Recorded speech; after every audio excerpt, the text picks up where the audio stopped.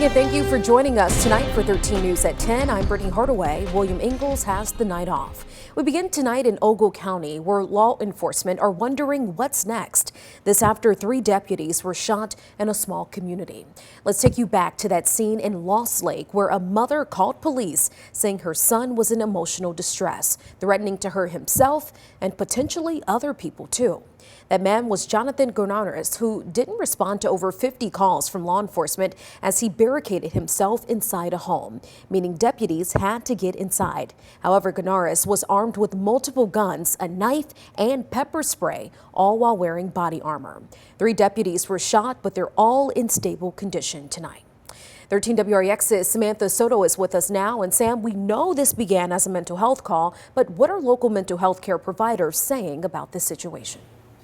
Yes, Brady, it's without a doubt being a first responder comes with its challenges, often responding to high-stress situations. And mental health experts are stressing the importance tonight for emergency responders to address the emotions that come with the difficult events they encounter. Police officers are trained and prepared, that they know that bad things can happen, right? Gunfire can happen and the violence can happen. We know that, but there's also a lot of training that goes into to prevent those things from ever happening and de-escalating those things. Social worker Kevin Polke says the average first responder is exposed to 250 critical incidents. Those are traumatic or life-threatening events in their entire careers. While those emotions often get suppressed, he says the trauma still remains. Mental health leaders agree that mental health needs to be taken as seriously as our physical health. Ogle County Mental Health Board president saying not enough people seek mental health services because of the stigma around it.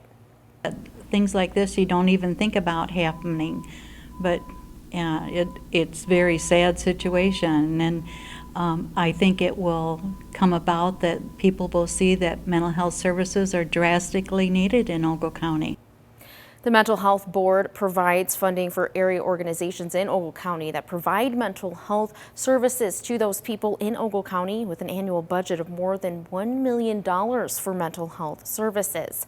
The Ogle County Sheriff's Office also has a peer support program in place, giving trained deputies the skills to mentor one another through those difficult situations. Additionally, any deputies involved in an officer-involved shooting like yesterday are required to attend counseling.